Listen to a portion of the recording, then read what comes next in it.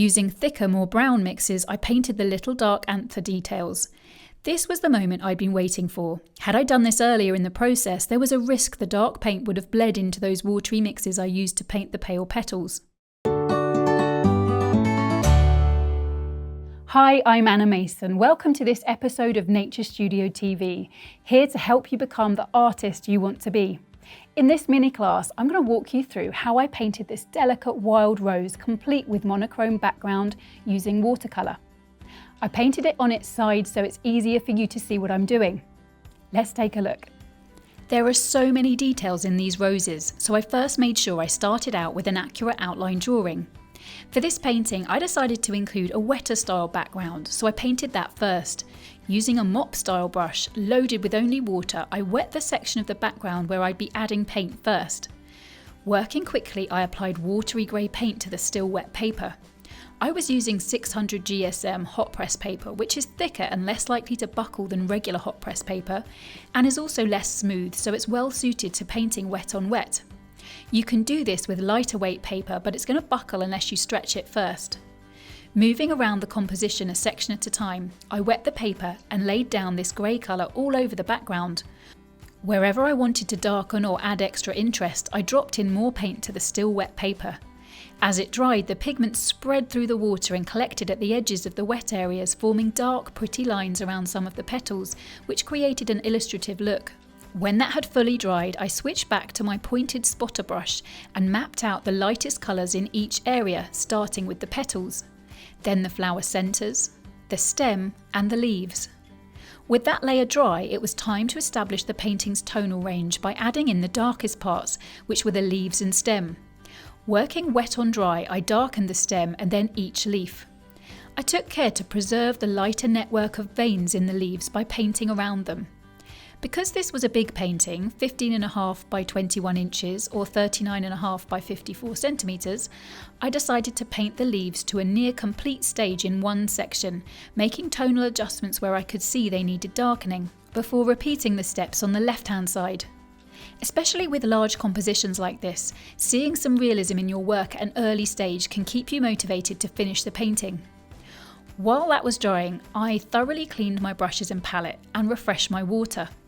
Now it was time to move on to the flowers. They're so pale that I only needed to use very watery paint mixes.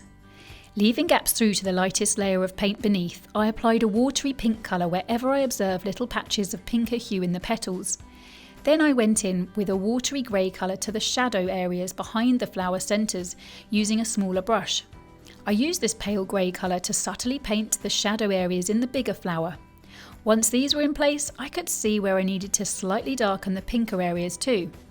Now, if you're trying to follow along with this at home and you feel like I'm going too fast, I should just remind you that this mini class is a quick overview of the process. This painting is also a full-length video tutorial in my online school, Nature Studio, and the full version is 3 hours long. So if you're looking for a step-by-step instruction, you're going to find it there, and I'll tell you a bit more about Nature Studio at the end of this video. I continued using a watery grey to build up the shadow areas in both flowers, using the tip of the brush to pick out the veins. Then I darkened the lower rose some more, and when that was dry, I added some vein markings to that flower too. Now it was time to paint the detailed centres of the flowers. With my smallest brush, I first used a yellow colour in the middle, extending it into the stamens, altering the hue to match the variations I could see in my reference photo. Using thicker, more brown mixes, I painted the little dark anther details. This was the moment I'd been waiting for. Had I done this earlier in the process, there was a risk the dark paint would have bled into those watery mixes I used to paint the pale petals. I didn't want these to look too uniform, so I took care to closely observe my reference and recreate the different shapes, angles, tones and colours I could see. Tuning in to notice this fine detail can really take the realism in your paintings to the next level. I was blissfully in the zone at this stage, looking for any more details I could add to the centre of the white flower. Then I gave the same treatment to the pink flower, which had more yellow hues to its anther details.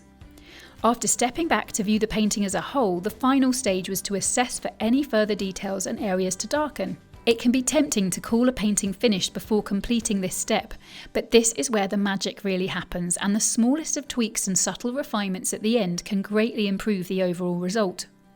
Once I was happy with the flowers and leaves, I worked into the background in a few places. I was careful not to paint right up to the leaves so as not to risk them bleeding into this watery grey paint. Making these small tweaks helped the white flower to pop forward.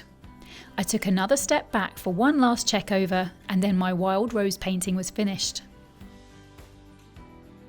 A full-length video class of this wild rose is available now with Nature Studio membership. If you've enjoyed this mini class, please subscribe to this YouTube channel, then pop over to naturestudio.com where you can sign up for free classes and find a whole heap of resources to help you capture the beauty of nature on your paper. Thanks so much for watching, and I'll see you soon. If you haven't taken your free full-length watercolor class yet, you're missing out. Step by step, I'll guide you through painting a 3D pear that looks real enough to pick up and eat. I'll explain not just what to do, but why, so you'll learn a reliable method you can use for painting all kinds of subjects that make your heart sing. You'll discover that you're already a better artist than you thought, and like thousands of others who painted their free pear before you, this discovery might just ignite a spark in you that wants to take this further. Which is where Nature Studio membership comes in. Joining gives you access to hundreds more classes that'll help you develop your skills and grow as an artist. And in addition to the classes, when you join, you become part of a global community of like-minded creatives who can support you and offer you feedback if and when you need it. Get the free pear class now and enjoy discovering wherever it takes you next.